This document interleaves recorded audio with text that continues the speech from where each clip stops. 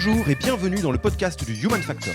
Je m'appelle Alexis Eve et tous les mercredis, je vais à la rencontre des startups les plus véloces pour rentrer en détail dans les bonnes pratiques RH qui leur permettent de faire du facteur humain un levier de croissance plutôt qu'un risque. C'est deux variables de la startup qui sont d'un côté l'hypercroissance et favoriser quand même le bien-être et avoir un équilibre vie pro, vie perso. Le Human Factor, ce n'est pas qu'un buzzword, c'est aussi le nom de notre premier livre. Les clés de l'alignement entre associés, d'une organisation adaptée ou encore de la bonne relation à son travail. The Human Factor, c'est 100 pages de retour terrain des plus belles startups et de bonnes pratiques actionnables. Si vous voulez en savoir plus, allez tout simplement sur www.yaniro.co/book, B-O-O-K. On met le lien dans la description de l'épisode. Pour l'heure, je vous laisse avec l'invité d'aujourd'hui et vous souhaite une bonne écoute. Bonjour Anne-Sophie, Clotilde, comment allez-vous ? Bonjour Alexis, très bien. Bonjour Alexis, très bien aussi. Alors, comme vous l'entendez, on fait une petite nouveauté sympathique dans le podcast Yaniro et je vous remercie toutes les deux d'avoir accepté notre invitation donc, sur le podcast Human Factor de Yaniro. C'est non content donc, de continuer à enregistrer à distance. On s'est dit que ça pouvait être très sympa de faire venir d'autres personnes dans la danse. Donc, Anne-Sophie, Clotilde, vous êtes toutes deux au sein de Javelot, enfin, vous travaillez toutes les deux dans Javelot et je vais vous laisser peut-être l'une et l'autre présenter à la fois Javelot, donc l'organisation, l'entreprise, qu'est-ce que c'est, qu'est-ce que ça fait et qu'est-ce que vous faites respectivement dans cette entreprise et pourquoi est-ce qu'on s'est dit que ça serait bien de vous faire venir toutes les deux. Oui, avec plaisir. Donc déjà, un grand merci de nous avoir sollicités. On est ravis de pouvoir participer. Donc moi, je suis Anne-Sophie Vasseur, je suis la cofondatrice et CEO de Javelot. Je me présente en deux mots parce que je pense que ça va faire le lien avec tout ce qu'on va vous présenter après, enfin toutes les questions que j'imagine tu vas nous poser. Donc moi, j'ai un parcours un peu atypique. J'ai fait psychologie puis médiation d'entreprise. Donc j'ai un rapport aux ressources humaines qui est peut-être un peu différent d'autres entrepreneurs. J'ai pas du tout fait de parcours classique. Je suis arrivée là un petit peu par hasard au fil des opportunités et des rencontres. Et moi, du coup, Clotilde, donc moi, parcours un peu plus classique, entre guillemets, avec une école de commerce. Et en fait, j'ai découvert Javelot avec un stage. Et finalement, ça m'a beaucoup plu. Donc, je suis restée en alternance, puis en CDI. Et donc, aujourd'hui, sur la fonction RH. Et en fait, pour la petite anecdote, l'une des raisons qui nous a beaucoup motivés à enregistrer à trois aujourd'hui, c'est que dans les appels de préparation, parce que donc petit moment coulisses avant que vous puissiez avoir accès à un épisode, on échange un peu avec l'intervenant, l'intervenante, et avec Anne-Sophie, on s'est dit, mais alors au final, sur le sujet dont on va parler, est-ce que c'est mieux d'avoir Anne-Sophie avec sa casquette de fondatrice ou Clotilde avec sa casquette RH? Et on s'est dit, bah allez, banco, on va le faire tous ensemble, ça sera encore plus riche. Et je vais peut-être vous laisser par contre représenter un peu Javelot. Peut-être il y a des personnes qui nous écoutent qui ne savent pas ce que fait Javelot et puis de quelle taille de boîte on parle, quel âge a Javelot. Oui, alors du coup, Javelot, c'est une société qui a été créée il y a maintenant 5 ans, tout juste. On est une trentaine de salariés, on est basé en France et à l'international, dans quelques pays, dont un bureau récemment ouvert en Espagne. Et on est un logiciel de gestion de la performance. Donc, plus précisément, on aide nos clients à réaliser toutes leurs évaluations, qu'elles soient annuelles, trimestrielles, semestrielles, peu importe, tous leurs moments d'échange entre managers et collaborateurs. Et on leur permet également de favoriser tous les échanges tout au long de l'année avec du feedback, des sondages, etc. Et alors, le sujet dont on va parler aujourd'hui, vous allez voir, c'est les fractales. Il y a tout qui est les uns dans les autres, à la fois le métier de Javelot, Anne-Sophie, le parcours que tu as eu, et ceux qui nous écoutent depuis un petit moment, celles et ceux qui nous écoutent le savent, je suis moi-même psychologue de formation, donc ça résonne tout particulièrement. Donc aujourd'hui, on va parler d'un sujet qui recoupe deux réalités différentes, qui sont quelque part deux faces de la même pièce. C'est d'une part le sujet du bien-être au travail pour les collaborateurs et collaboratrices d'une start-up ou d'une organisation au global, et l'autre côté de la même pièce, de la gestion des risques psychosociaux. Et on a cherché un peu, pour être tout à fait transparent, est-ce qu'il y avait un mot au complet qui encapsulait cette réalité, et on s'est dit qu'en fait, au final, il fallait vraiment parler des deux faces de la pièce, parce qu'il y a d'une part, comment est-ce que on s'intéresse au bien-être de ses collaborateurs, de ses collaboratrices, pour qu'ils se sentent bien au travail, pour qu'ils soient peut-être encore plus impliqué, mais ça serait totalement se couper de la moitié du spectre que de s'en tenir à la logique très positive du bien-être au travail, en oubliant qu'à l'autre bout du continuum, il y a aussi tous les risques qui pèsent mécaniquement sur des environnements en forte croissance qui bougent beaucoup. On peut parler de tout ce qui est autour de la santé mentale, on peut parler donc des surmenages, des burn-out, de choses comme ça. Et donc, c'est un peu l'ensemble du spectre qu'on se propose de creuser ici auprès donc de Javelot, hein, d'Anne-Sophie et Clotilde. Et je vais peut-être commencer par vous demander de vous jeter à l'eau là-dessus. Déjà, ce thème-là, donc bien-être au travail, gestion des risques psychosociaux, ou quel que soit le nom qu'on lui donne, comment il résonne chez Javelot? Comment cette réalité est une réalité d'importance chez vous? Hem, alors, ouais, c'est très important chez nous depuis, la création de Javelot parce que, moi, l'image que j'avais de la start-up, c'était, tu vois, typiquement d'avoir, un bon, de beaux locaux, d'avoir des activités qui permettent, aux nouveaux arrivés, de s'épanouir et cetera. Mais en fait, je me suis très vite rendu compte, même à l'époque où nous étions 3 ou 4, qu'en fait, c'était pas du tout ça qui motivait, mes équipes à participer à ce projet qui était le mien, mais plus de, la montée en compétences. Ils me parlaient tout le temps, on veut évoluer vite, on veut monter, très rapidement sur du management, on veut comprendre, le fonctionnement de A à Z de, la création d'une entreprise.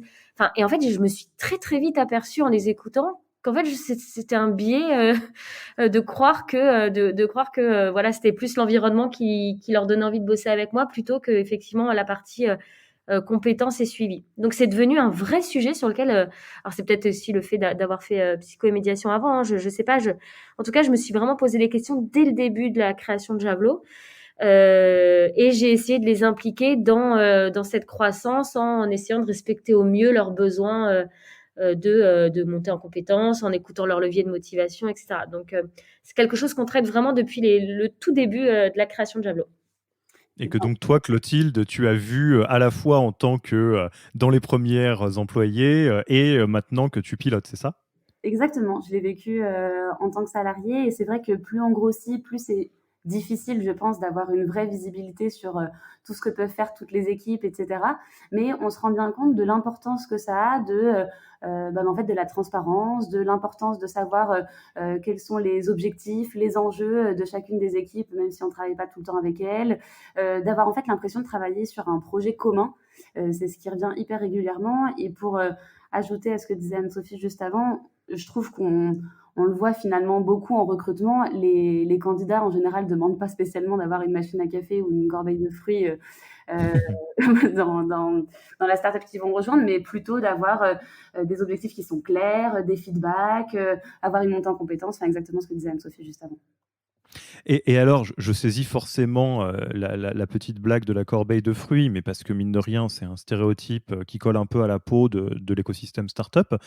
C'est quoi vos avis et vos peut-être expériences sur cette espèce de grand écart qu'il y a dans le milieu startup, où c'est, alors là, je me mets vraiment du côté des collaborateurs et collaboratrices, hein, plus encore que des fondateurs et fondatrices, même s'il y aurait à dire sur le sujet, où c'est à la fois un environnement dans lequel il y a, pour le dire de manière très brutale, il y a de la casse face à un environnement de travail qui est très dur, dans lequel il y a beaucoup de surmenage, il y a beaucoup de difficultés de toutes sortes, et où paradoxalement, il y a une espèce de vibe un peu sympa, où on dit bon bah voilà, il y a un baby-foot, il y a un jus frais le matin, etc.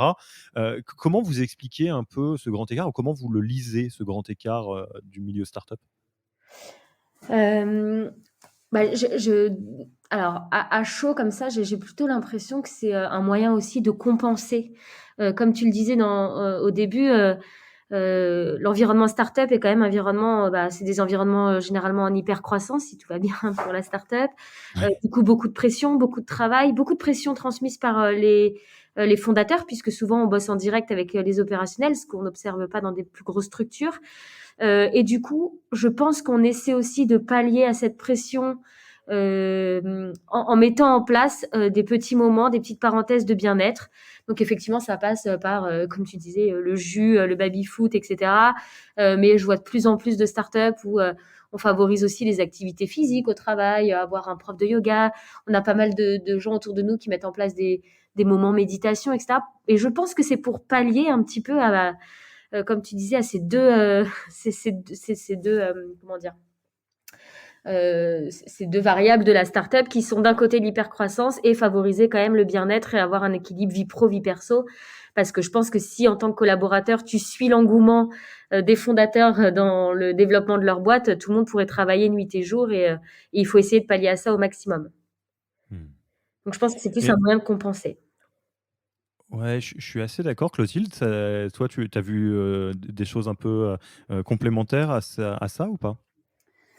Non, globalement, je suis assez d'accord avec Anne-Sophie. Après, ça reste, des choses que, en effet, les gens, je pense, enfin les candidats et les salariés viennent chercher un petit peu en start-up et d'ailleurs, on voit que dans les grosses boîtes, c'est quelque chose qui est demandé aussi par les salariés puisqu'il y a de plus en plus, justement d'espaces détente qui sont mis en place. Donc je pense que ça reste un moment important.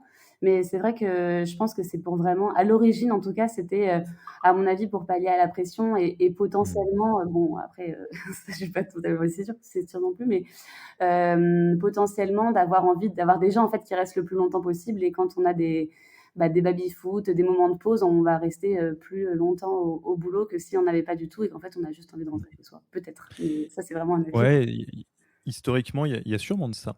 Alors, si vous nous écoutez et que vous vous dites, attends, mais est-ce qu'on va rentrer dans du concret? Vous inquiétez pas, on va rentrer dans du concret, hein, c'est prévu au programme. C'est vrai que c'est un sujet qui est peut-être un peu plus compliqué à aborder que, je sais pas moi, le recrutement, l'onboarding, la rémunération, comme on l'a déjà fait. Donc, on essaye de poser des bonnes bases.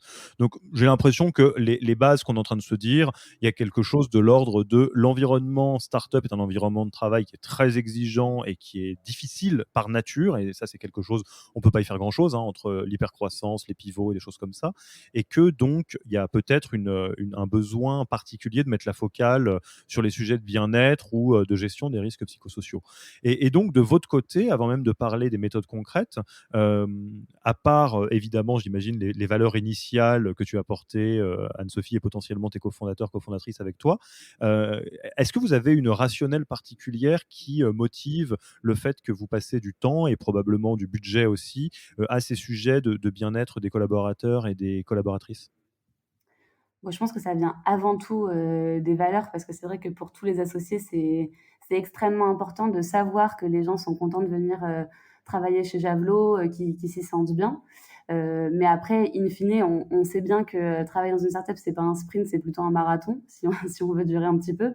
Donc je pense qu'il y a un sujet aussi de motivation et de tenir engagées les équipes sur du long terme, je pense. Ouais. Mmh.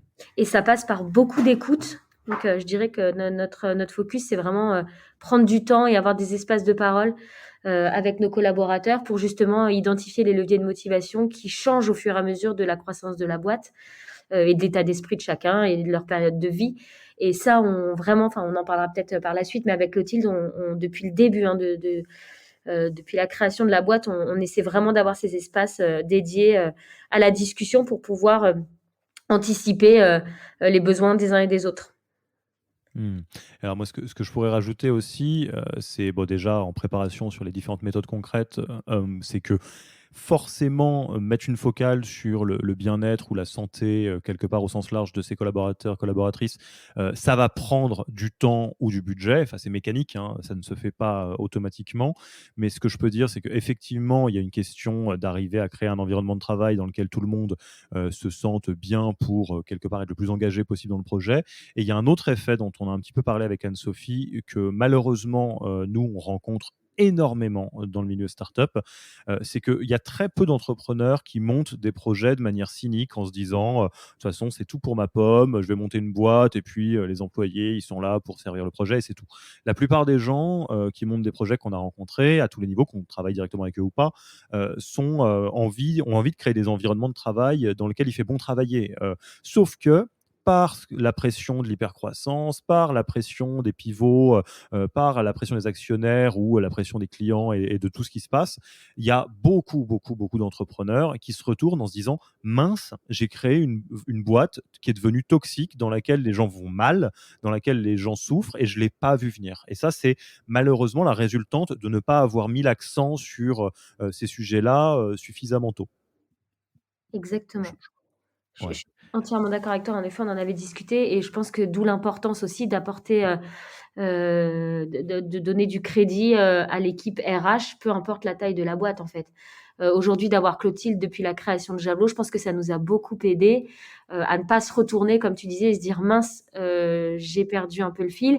On a Clotilde aujourd'hui qui est beaucoup du coup, qui a beaucoup moins de pression, qui absorbe moins de pression que les associés et qui nous permet de nous, de sortir un peu la tête de l'eau au quotidien et nous dire: «Attention, warning, sur telle ou telle personne ou tel sujet». Mmh. Eh ben, merci Clotilde. Première chose qu'on peut dire. Et alors là, je me mets dans les chaussures de quelqu'un qui écoute l'épisode. Alors c'est soit petite boîte, grosse boîte, mais en tout cas, quelqu'un qui se dit: «OK, je suis convaincu, il faut mettre un peu d'énergie et d'intention, relativement à ces sujets de bien-être, et de gestion des risques psychosociaux potentiellement. Je vous écoute, amis de Javelot, c'est quoi les méthodes concrètes? Comment on fait? Qu'est-ce que, je peux mettre en place qui aura pour effet, d'augmenter, un peu, ces variables-là?» Étant entendu que, on imagine bien que le baby-foot tout seul, il résout pas les burn-out. Donc, peut-être, si on prend les 2 angles, l'angle un peu positif de comment, heu, favoriser le bien-être et l'angle un peu plus dérisquage de comment, éviter les drames, qu'est-ce que vous avez testé chez Javelot qui fonctionne vraiment très bien à tous les étages, hein, que ce soit, du côté des associés, de la RH? Qu'est-ce qu'on peut mettre en place pour, augmenter un peu, le bien-être au travail, dans son entreprise? Alors tout d'abord, je pense que c'est enfin mettre un peu la base, c'est-à-dire mettre un cadre pour le salarié. Donc en fait, tout simplement savoir quelles sont ses missions, à qui il réfère, quels sont ses objectifs, où est-ce qu'on va l'attendre, sur quoi il va être évalué. Je pense que c'est déjà, bah, la base tout simplement, que certains en start-up où forcément les missions changent quand même régulièrement, surtout quand c'est une petite entreprise qui du coup, bah, naturellement va évoluer beaucoup. Donc je pense que c'est assez important de rappeler aux collaborateurs et de lui donner une vision. Alors évidemment, on va pas lui donner une vision à 5 ans, mais en tout cas peut-être une vision à 6 mois, ou à 1 an. C'est toujours, enfin on se rend compte en tout cas que c'est très apprécié par les collaborateurs et ça les motive parce qu'ils connaissent le cadre dans lequel ils peuvent prendre des initiatives, enfin faire des choses et finalement être autonomes. C'est ce que vous va demander, ce que vous demandez beaucoup les salariés, c'est quand même de la responsabilisation et de l'autonomie. Donc je pense que donner un cadre, je pense que c'est la première chose, avec une fiche de poste claire, avec un référentiel de compétences, enfin, en tout cas qu'ils sachent sur quoi ils vont être évalués. Je pense qu'il y a un gros sujet, nous chez Javelin en ce moment, parce qu'on grossit quand même beaucoup, donc on a mis en place pas mal de middle management. Il y a un gros Mmh mh. sujet sur la formation des managers. Pour nous, c'est quelque chose qui est hyper important. Donc, soit que ce soit des managers qu'on a recrutés en externe et donc il faut bah, former en tout cas à la culture Javelot et qu'est-ce qu'être un manager chez Javelot. Et face à des néo-managers, moi c'est un peu du jargon RH, mais des nouveaux managers Des euh, primo-managers, hein. bah, pour qui faut former. Et puis, donc, nous, c'est un point qui est très important chez Javelot. Là, d'ailleurs, on va avoir une formation sur le management par les forces pour l'ensemble des managers de l'équipe. Mais donc ça, c'est un sujet qui est, je pense, assez important et qui peut être facilement mis en place. Ensuite, je ne sais pas si tu voulais ajouter quelque chose. Oui, juste sur la partie management, en fait, je pense que c'est aussi ça le gros risque dans les startups en hypercroissance, c'est que souvent, ce sont des profils très jeunes qui deviennent managers et qui s'improvisent un peu managers par la force des choses. Et si on les accompagne pas sur ce nouveau poste, je pense que le risque, c'est effectivement bah, que les valeurs inculquées et transmises par les fondateurs disparaissent assez rapidement et du coup que ça prenne un petit peu trop de distance avec l'opérationnel. Donc je pense qu'il y a un vrai sujet sur cette phase où on commence à avoir des managers un peu intermédiaires dans un accompagnement, dans le fait de bien répéter les valeurs, de bien Mm. expliquer ce qu'on attend d'eux, etc. Donc ça, je pense que c'est vraiment pour éviter tout dérapage et comme tu disais, toute prise de recul en se disant mince, j'ai mal fait les choses. Ouais. Et Mmh. justement, pour valoriser d'ailleurs ces valeurs, parce que c'est facile quand on est 5-6 bah, de vraiment véhiculer les valeurs des associés, ce qui est un peu plus difficile quand on est 40, 50, parce qu'on les voit forcément un petit peu moins. Nous, ce qu'on a mis en place, c'est un référentiel de compétences, l'âge, valeurs. En fait, l'idée, c'est de valoriser certains comportements. Et là, l'idée, en fait, c'est de s'assurer que les valeurs, c'est pas uniquement des valeurs affichées, c'est vraiment des valeurs vécues. Et pour s'assurer que ce soit fait, même quand on est bah, beaucoup plus nombreux et du coup qu'on se voit forcément un petit peu moins, enfin qu'on se voit, je veux dire, que les salariés voient un petit peu moins les associés. En tout cas, je trouve ça important de dire en fait quels comportements vont être valorisés chez Javelot. Mmh. Ouais, donc là, il y a beaucoup de choses déjà, je donne juste mon œil extérieur là-dessus. Le cadre, on oublie de dire à quel point c'est important et alors, je pense que tous les fondateurs et fondatrices qui écoutent, voient très bien de quoi on parle. L'incertitude et l'ambiguïté qui est, dans la fiche de poste des fondateurs et des fondatrices, hein, est quelque chose qui est assez difficile à vivre pour beaucoup de monde. Alors moi, par exemple, si je me jette à l'eau, je trouve ça difficile, l'ambiguïté, d'être fondateur et je trouve que, par exemple, le Yaniro actuel qui a 2 ans et demi, est beaucoup, beaucoup plus facile à gérer que le Yaniro qui a 2 mois où tout est dans le flou. Bon, ça c'est petit message de ma part.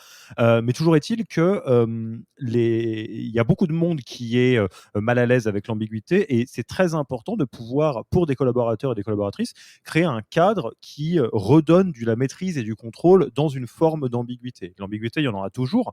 C'est pas comme travailler en étant professeur, par exemple, où le cadre il est très clair, encore que. Mais en tout cas, le fait de créer un cadre, fiche de poste, des choses comme ça, de savoir sur quoi les gens seront évalués, ça recrée un sentiment de contrôle. Et après, sur la question des managers, effectivement, enfin, quand on travaille avec des managers, on a tendance à dire que les managers, c'est les catalyseurs de tout. Si ça se passe mal et qu'il y a beaucoup de pression, ça devient les catalyseurs de cette pression. S'ils ont été, entre guillemets, bien formés et qui sont confortables dans leur job, ça peut être des catalyseurs de l'accélération. Mais toujours est-il que plus la boîte grossit, plus ça passe par la courroie de transmission des managers, effectivement, et donc ça vaut le coup de les consolider ou de leur permettre de s'exprimer par leur force. On est assez d'accord. Ouais. Alors après, c'est un sujet qui prend beaucoup de temps et beaucoup d'énergie, hein. Enfin, et c'est vrai que je pense que l'intérêt des fondateurs, des associés d'une boîte, c'est de prioriser les sujets. Et comme tu disais, ça peut devenir avoir des bons managers bien formés, ça peut être vraiment une force et se permettre d'accélérer la croissance beaucoup plus rapidement. Donc, je pense qu'il ne faut pas du tout lésiner sur ces sujets-là. Après, je voulais juste rebondir sur le fait de l'ambiguïté des postes et des missions et du projet en général de la boîte. Nous, on fait beaucoup de sondages très réguliers chez Javelot pour voir justement quelle est la perception des collaborateurs sur ces sujets d'ambiguïté, puisqu'ils n'ont pas forcément de visibilité sur toutes nos décisions stratégiques, sur ce qui se dit avec nos investisseurs, etc. Donc nous, on a décidé de faire 2 choses. C'est déjà donc d'avoir ces sondages qui nous permettent ensuite avec Clotilde de voir les points sur lesquels on doit apporter des réponses. On favorise énormément la transparence. Donc on a organisé 1 fois par mois un point avec les 4 associés plus tous les collaborateurs où il y a un temps dédié à la présentation des missions en cours, de qui bosse sur quoi, des missions et du travail des associés, puisque ça aussi, ils savent pas exactement ce que nous, on fait de notre quotidien. Et après, il y a une partie questions-réponses où justement chaque collaborateur peut poser toutes les questions qu'il souhaite, aussi bien sur la stratégie que sur, je sais pas, les projets de vente éventuels de la boîte, de comment on lève des fonds. Enfin, ils ont le droit vraiment de poser toutes les questions sans filtre. Et je pense que ce sujet de transparence et encore une fois d'écoute, d'espace de parole, bah, ça lève aussi les ambiguïtés et le manque de motivation des collaborateurs. Mmh. Ouais, Est-ce que est-ce Ouais, pardon. vas-y, Clotilde. Non, et pour rebondir en effet sur cet espace d'écoute et vis-à-vis des managers, mais aussi pour tous les collaborateurs, ce qu'on fait aussi beaucoup dans notre calendrier RH, c'est des feedbacks. Donc des feedbacks à 360 pour tous les salariés, enfin qui puissent donner un feedback à leur manager, parce que forcément c'est aussi comme ça qu'un manager va évoluer et évidemment chacun doit s'adapter à chacun de ses salariés. Et aussi on fait aussi des feedbacks positifs. Et ça, je pense, bon, je rajoute, c'est pas, enfin, c'est un peu moins lié, mais que je pense qui est très important parce qu'aujourd'hui, en plus avec le confinement, il y a un gros sujet, je pense, sur la reconnaissance des salariés. C'est un vrai axe de motivation, de bien-être, enfin, qui fait vraiment la différence à mon sens. Et ces feedbacks positifs, donc nous, on les fait en fin d'année parce que c'est la période la plus chargée. Et je m'étais posé la question sur la 2e année, est-ce que ça va avoir le même effet ego boost que la première? Parce que forcément, les gens connaissent déjà et en fait, ça a toujours le même effet. Et on se rend bien compte qu'en fait, les gens enfin, quelquefois, quand il y a beaucoup de pression, ils peuvent perdre un peu foi en eux-mêmes, entre grands guillemets, et qu'en fait, le feedback positif, à chaque fois, les remotive, enfin, leur permet de reprendre un peu leurs idées et de recommencer sur de bonnes bases, quoi. Mmh. Et ce qui est vraiment très, moi ce que j'aime beaucoup là dans ce qui se dessine dans vos réponses, c'est que, on voit bien que les fondations, le ciment de base, du bien-être de travailleurs et travailleuses en start-up, c'est beaucoup plus sur des notions d'autonomie, de responsabilité, de maîtrise de son environnement et de cohérence globale, d'alignement, que, des choses qui sont peut-être un peu plus superficielles, quoique intéressantes, comme la corbeille de fruits et le baby-foot, en fait. Ouais, exactement. Oui, oui, tout à fait. Nous, le la part d'ailleurs, on n'a pas de baby-foot et on a on n'a pas de corbeille de ah, peut-être à tort, mais oui, oui, non, c'est nous, c'est beau enfin, on essaie en tout cas d'avoir, des sujets beaucoup plus profonds. Mais en fait, ça vient surtout ça vient surtout des collaborateurs, en fait. La partie sondage, comme je vous le disais, qu'on a mis en place il y a quelque temps avec Clotilde, nous a donné beaucoup d'input des collaborateurs et de propositions. Et typiquement, avoir des fiches de poste, moi, honnêtement, j'avais l'impression que faire des fiches de poste hyper claires, de leur donner autant de cadres, les gens allaient avoir l'impression d'être dans une boîte où on est déjà 500. Et je trouvais que c'était mettre beaucoup de process pour pas grand-chose. Et en fait, c'est en les écoutant qu'on s'est rendu compte que c'était un besoin qui était vraiment remonté par 80% de nos collaborateurs. Et c'est comme ça qu'on a fait évoluer des choses très concrètes, comme le feedback 360, comme le feedback positif. C'est aussi à l'initiative des collaborateurs. Et je pense que c'est ça qui est important, c'est d'écouter leurs besoins en fait et de pas être biaisé par nous, notre propre impression, nos propres leviers de motivation. Ouais, et tout à fait, et c'est vrai qu'on peut rarement se tromper, quand on écoute cette règle est valable dans beaucoup de choses, hein. On peut rarement se tromper quand on écoute les besoins de quelqu'un, et c'est toujours beaucoup plus simple de demander à quelqu'un de formuler ses propres besoins. Après, on y adhère, on n'y adhère pas. Les besoins, c'est pas une exigence, hein, peut y avoir des fois où les collaborateurs et collaboratrices, émettent des besoins qui s'avèrent être inadéquats par rapport à l'entreprise pour une raison X ou Y, mais en tous les cas, c'est un bon point de départ, effectivement. Ouais. Et de toujours Je penser à se je remettre en question. Nous, on fait aussi pas mal de rapports d'étonnement, que ce soit après l'arrivée des collaborateurs ou de temps en temps des points RH pour faire enfin, un peu plus informels.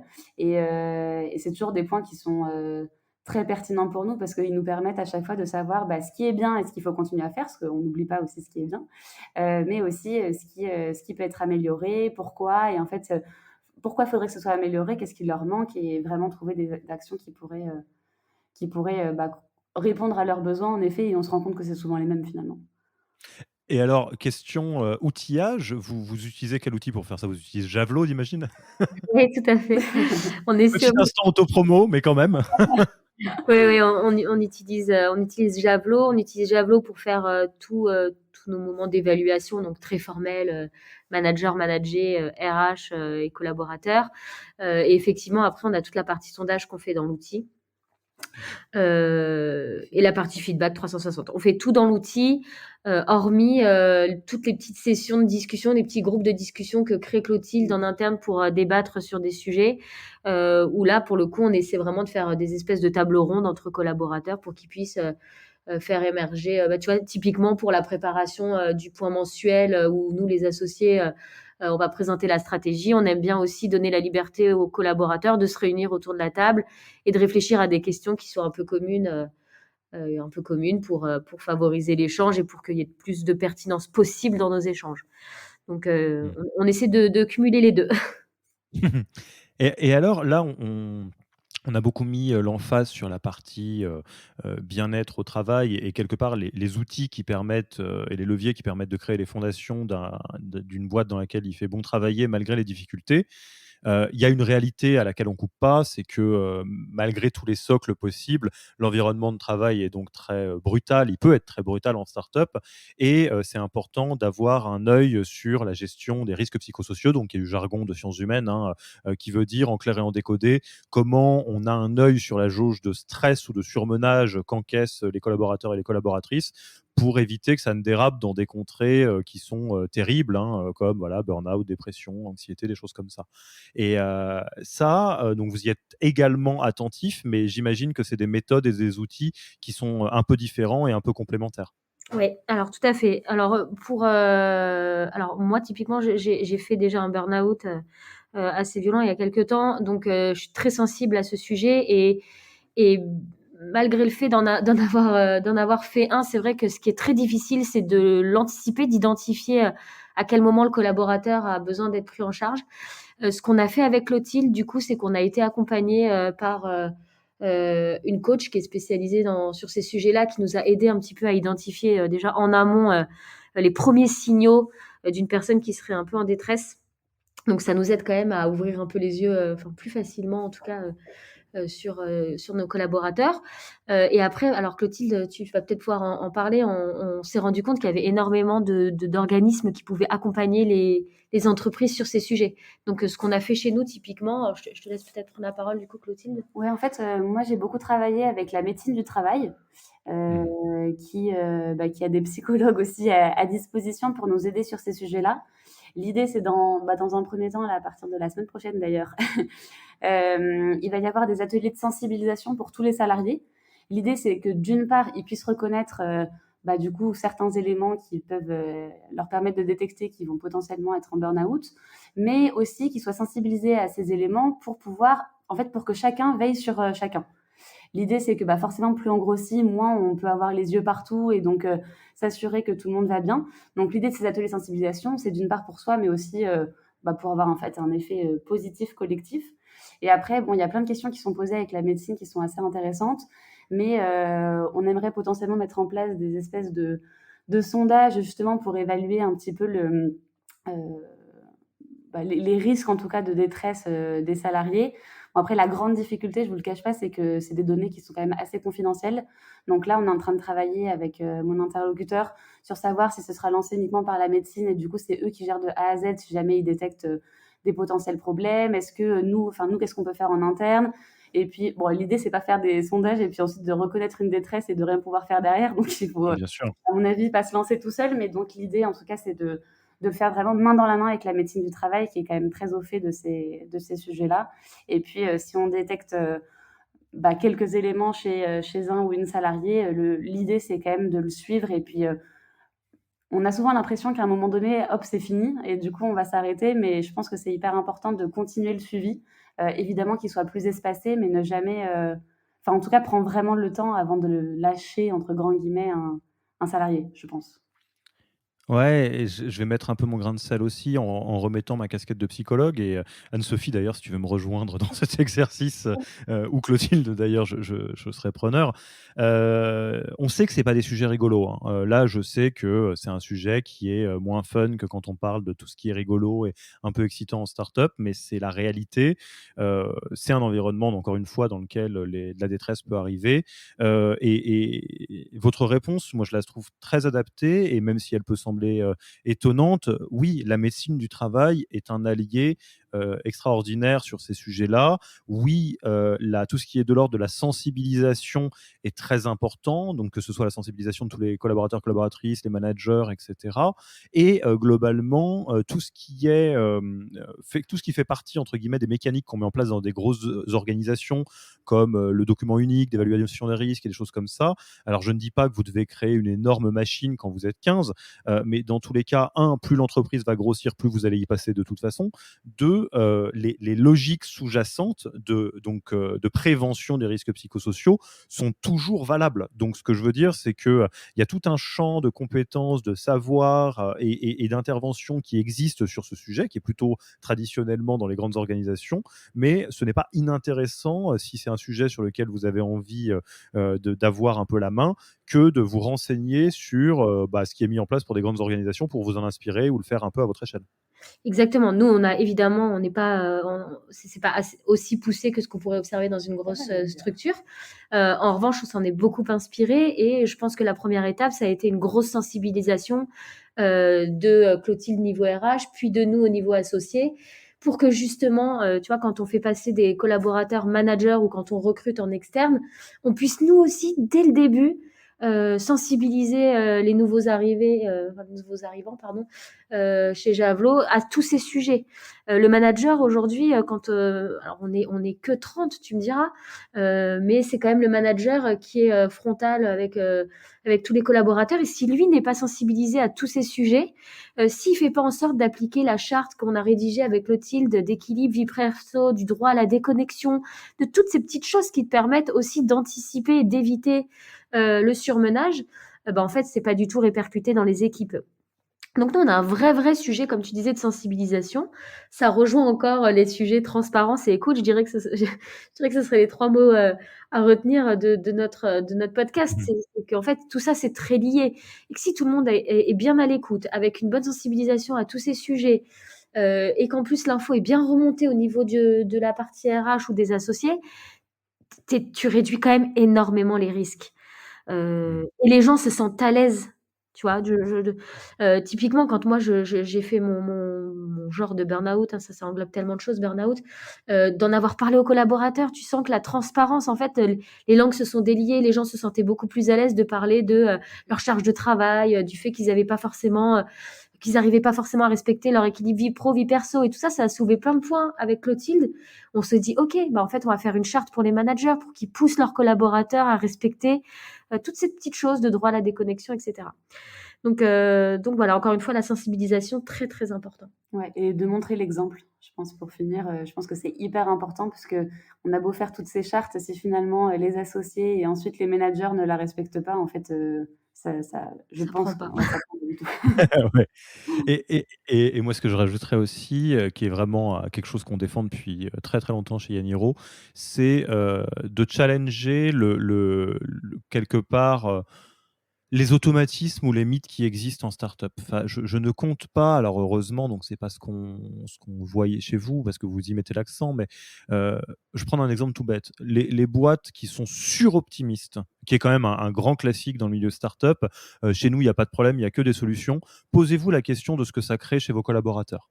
Il y a des collaborateurs qui sont archi compétiteurs, qui vont vivre ça de manière positive, parce que ça va les booster et il y en a qui ne sont pas câblés comme ça, qui vont juste se dire qu'ils n'ont pas le droit à l'erreur. Et c'est très, très, dommageable d'être dans des organisations qui sont trop rigides ou trop peu flexibles et qui, embarquent des dogmes start-up, en en faisant des valeurs un peu standards. Et comme vous le disiez, et je pense que tu as raison, hein, un super bon mot de la fin, ça se lève très facilement à partir du moment où il y a une transparence qui est très forte et tout le monde se sent à l'aise et a les outils pour remonter des difficultés, des situations qui ont évolué, etc., etc. Et du coup, d'ailleurs, est-ce que vous avez une manière, je dirais, d'évaluer ou d'avoir les retours sur ces efforts que vous mettez à travailler le bien-être au travail au sens large? Est-ce que vous avez un NPS interne? Est-ce que vous faites attention au turnover? Est-ce que vous pouvez me dire que les gens évitent, entre guillemets, de partir en vrille? Enfin, comment vous arrivez à vous rendre compte de ce que donnent vos efforts?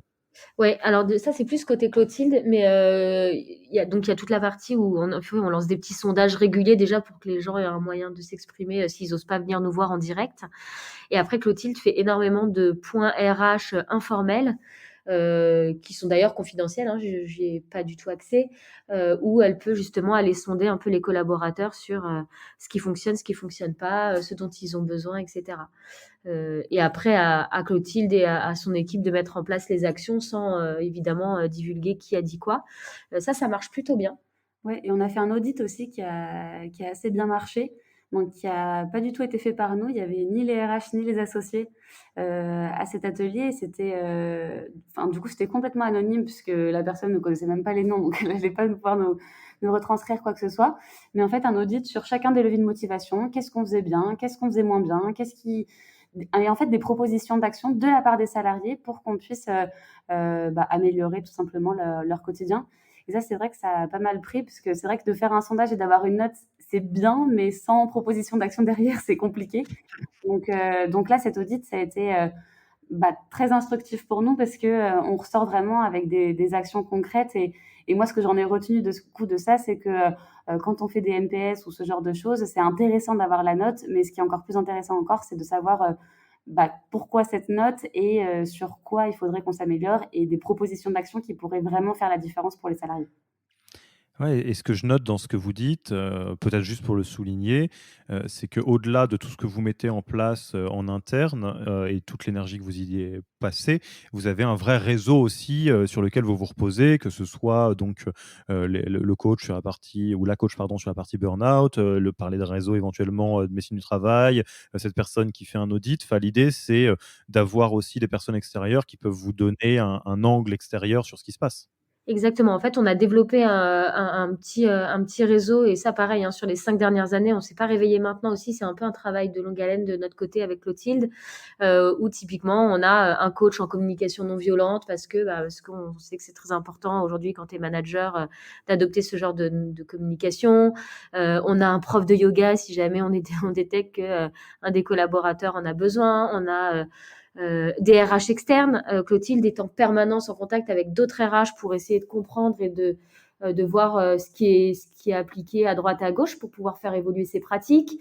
Ça d'ailleurs, très très bon tips. Hein. Ça a beaucoup aidé Javelot dans sa croissance. Voilà, on essaie en tout cas de pas foncer de tête baissée et on prend le temps de regarder un peu ce qui se passe autour. Bon, je pense qu'on a fait un bon tour là. On a pu traiter un peu ce sujet, double face du bien-être au travail et de la gestion des risques psychosociaux, l'impact que ça a, pour une entreprise, de type start-up, comment on s'y prend, les résultats qu'on peut imaginer. Alors c'est une discussion qui est sans fin et d'ailleurs si vous avez, envie, d'avoir plus d'épisodes sur ces sujets-là dans le podcast, n'hésitez pas à vous manifester, à nous envoyer un petit mail ou une note dans les commentaires pour qu'on puisse savoir un peu dans quelle direction vous avez envie qu'on explore.